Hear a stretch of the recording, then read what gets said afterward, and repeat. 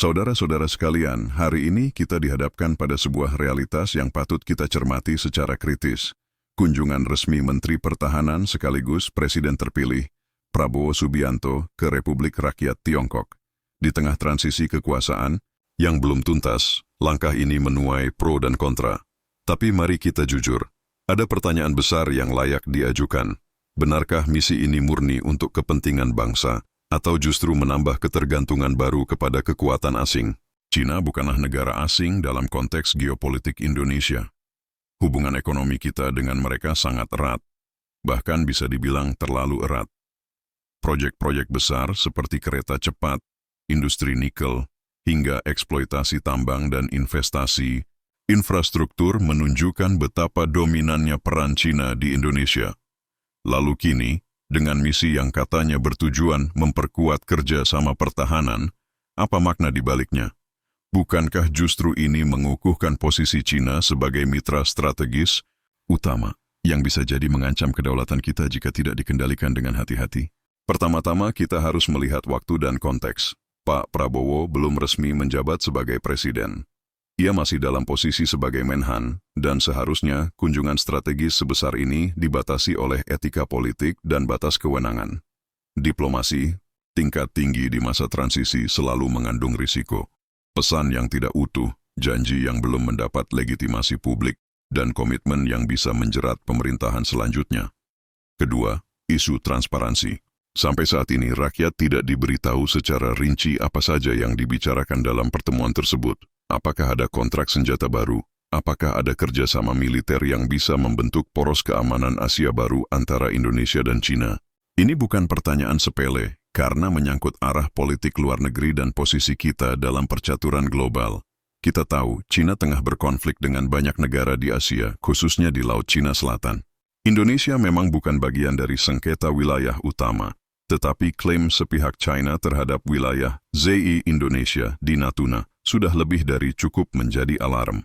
Maka pertanyaannya, bagaimana mungkin kita membangun kerja sama pertahanan dengan negara yang di sisi lain juga berpotensi mengancam kedaulatan maritim kita? Ketiga, ketimpangan relasi. Cina datang sebagai raksasa ekonomi dan militer. Indonesia, meskipun besar, tetap berada dalam posisi yang jauh lebih lemah. Apakah kita betul-betul siap untuk bernegosiasi setara? Atau kita hanya menjadi pasar dari industri pertahanan mereka, menjadi konsumen dari sistem senjata dan teknologi militer yang mereka tawarkan?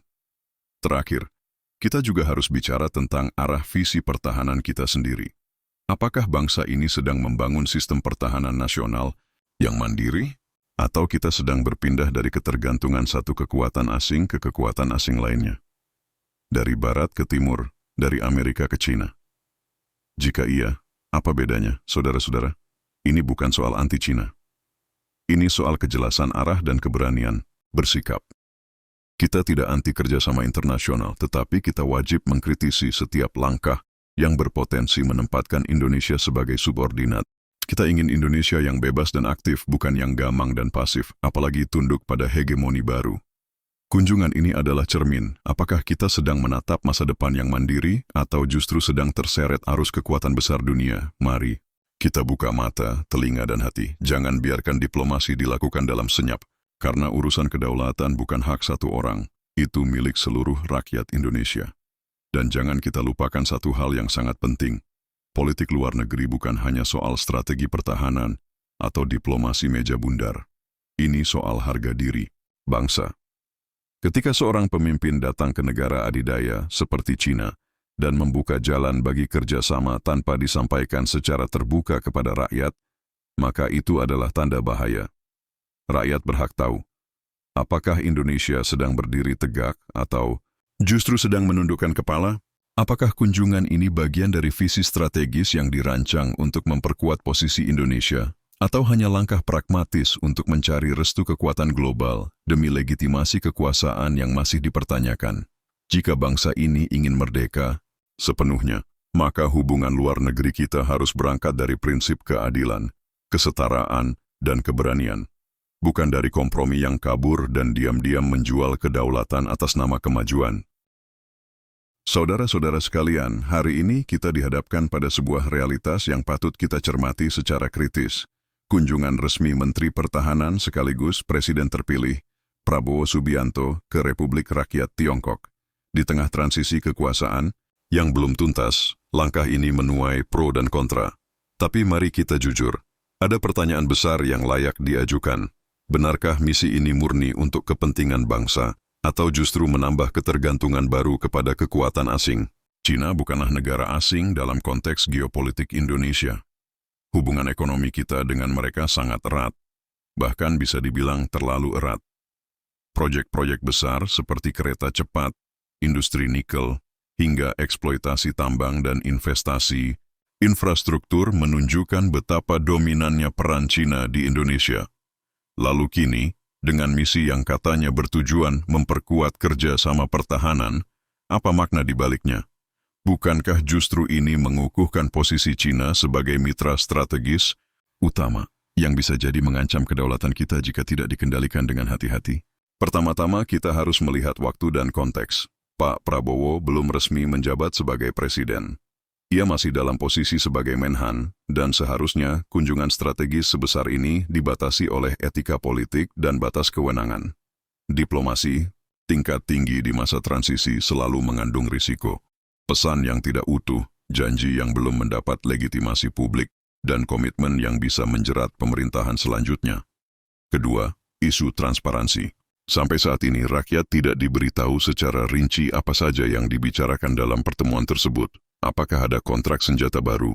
Apakah ada kerjasama militer yang bisa membentuk poros keamanan Asia baru antara Indonesia dan Cina? Ini bukan pertanyaan sepele, karena menyangkut arah politik luar negeri dan posisi kita dalam percaturan global. Kita tahu, Cina tengah berkonflik dengan banyak negara di Asia, khususnya di Laut Cina Selatan. Indonesia memang bukan bagian dari sengketa wilayah utama, tetapi klaim sepihak China terhadap wilayah ZI Indonesia di Natuna sudah lebih dari cukup menjadi alarm. Maka pertanyaannya, bagaimana mungkin kita membangun kerja sama pertahanan dengan negara yang di sisi lain juga berpotensi mengancam kedaulatan maritim kita? Ketiga, ketimpangan relasi. Cina datang sebagai raksasa ekonomi dan militer. Indonesia, meskipun besar, tetap berada dalam posisi yang jauh lebih lemah. Apakah kita betul-betul siap untuk bernegosiasi setara? Atau kita hanya menjadi pasar dari industri pertahanan mereka, menjadi konsumen dari sistem senjata dan teknologi militer yang mereka tawarkan? Terakhir, kita juga harus bicara tentang arah visi pertahanan kita sendiri. Apakah bangsa ini sedang membangun sistem pertahanan nasional yang mandiri? Atau kita sedang berpindah dari ketergantungan satu kekuatan asing ke kekuatan asing lainnya? Dari barat ke timur, dari Amerika ke Cina. Jika iya, apa bedanya, saudara-saudara? Ini bukan soal anti-Cina. Ini soal kejelasan arah dan keberanian bersikap. Kita tidak anti kerjasama internasional, tetapi kita wajib mengkritisi setiap langkah yang berpotensi menempatkan Indonesia sebagai subordinat. Kita ingin Indonesia yang bebas dan aktif, bukan yang gamang dan pasif, apalagi tunduk pada hegemoni baru.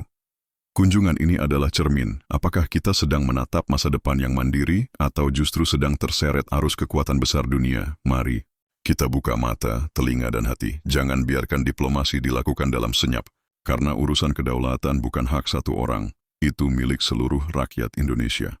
Dan jangan kita lupakan satu hal yang sangat penting. Politik luar negeri bukan hanya soal strategi pertahanan atau diplomasi meja bundar. Ini soal harga diri bangsa. Ketika seorang pemimpin datang ke negara adidaya seperti Cina dan membuka jalan bagi kerjasama tanpa disampaikan secara terbuka kepada rakyat, maka itu adalah tanda bahaya. Rakyat berhak tahu, apakah Indonesia sedang berdiri tegak atau justru sedang menundukkan kepala? Apakah kunjungan ini bagian dari visi strategis yang dirancang untuk memperkuat posisi Indonesia, atau hanya langkah pragmatis untuk mencari restu kekuatan global demi legitimasi kekuasaan yang masih dipertanyakan? Jika bangsa ini ingin merdeka sepenuhnya, maka hubungan luar negeri kita harus berangkat dari prinsip keadilan, kesetaraan, dan keberanian. Bukan dari kompromi yang kabur dan diam-diam menjual kedaulatan atas nama kemajuan.